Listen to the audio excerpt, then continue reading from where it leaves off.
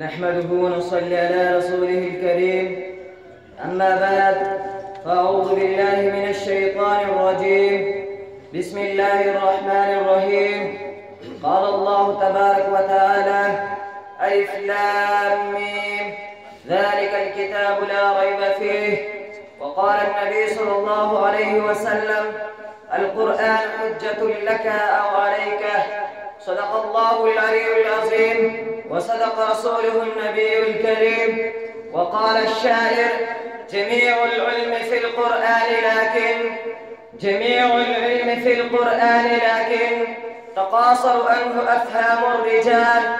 أيها السعادة السيادة، مدير الجامعة تفهيم القرآن خانبور غريباباد، الشيخ المحاضرة شريف الله، وأستاذنا المبجل قارئ المقري مولانا ساجد شاب، وأستاذنا المكرم مد ظله والشيوخة الضيف العظامة مولانا إحسان الله، وأستاذنا المكرم الفخامة الضيف الخاص وصاحب المعالي الأستاذنا مولانا جمال الدين صاحب مدرس جامعة تعليم القرآن سخاكوت، طلابنا المثالي المتلألأ كالزهور في الحديقة جامعة تفهيم القرآن خانبور غريباباد.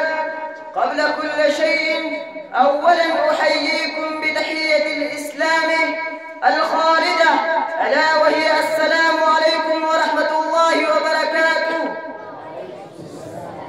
بل أقدم إليكم تحياتي وترحيبياتي من صميم قلبي، أريدكم إلى هذه الجامعة، وأهني إلى الطلاب الذين قد ختموا القرآن بالحفظ والناظرة والترجمة القرآن.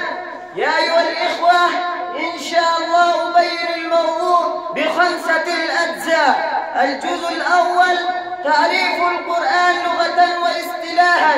القرآن يجيء على معنيين: أحدها القرآن مأخوذ من القراءة فمعناه المقرون، القرآن أيضا يقرأ الناس كثيرا. والثاني القرآن مأخوذ من القرنة فمعناه المقرون. وفي الاصطلاح كما عز وجل: إنه لتنزيل رب العالمين نزل به الروح الأمين على قلبك لتكون من المنذرين بلسان عربي مبين. هذا تعريف القرآن بالقرآن أوضح وأتم من كل الوجوه. كتب المفنون: الكتاب المنزل على رسوله المكتوب في مصاحف المنقول إلينا نقلا متواترا بلا شبهة. الجزء الثاني: موضوع القرآن. في موضوع القرآن أقوال الثالث: الأول التوحيد، الثاني الجهاد في سبيل الله، الثالث كما قال سيد أبو الأعلى مودودي رحمه الله في تفسير تفهيم القرآن: الإنسان من حيث أنه مكلف.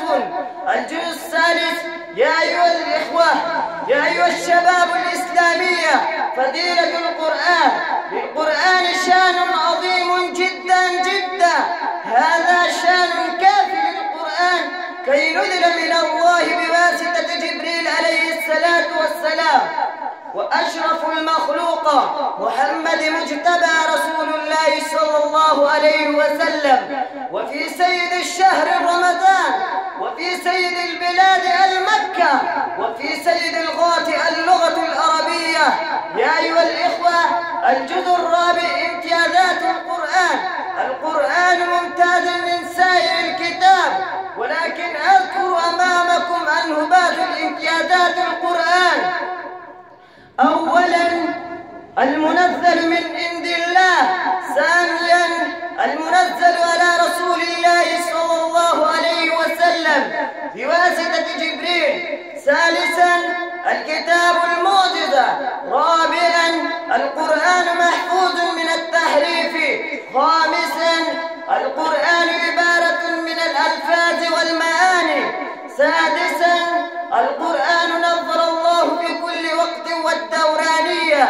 يا أيها الإخوة الكرام، الجزء الخامس دعوة القرآن جامعة. هذا الدعوة المبارك يخرج الناس من عبادة الأوثان والحسواء إلى عبادة الله عز وجل، كما قال الله تبارك وتعالى: أنزل الله إليك لتخرج الناس من الظلمات إلى النور. هذا دعوة جامعة وجيزا وتاما من كل الوجوه. هذا الزمان لفتنة وطريق النجاه هذا القرآن فقط، كما قال النبي صلى الله عليه وسلم: تركت فيكم أمرين لن تزلوا ما تمسكتم بهما، كتاب الله وسنة رسول الله صلى الله عليه وسلم. فلازم علينا أن نحصل العلم القرآن، ثم نعمل، ثم نجتهد، ثم ننتشر فيما بينكم. نسأل الله أن يوفقنا بهؤلاء الكلمات. كل عام أنت بخير. السلام عليكم ورحمة الله وبركاته. شكرا جزيلا لحسن استماعكم، وما توفيق إلا بالله.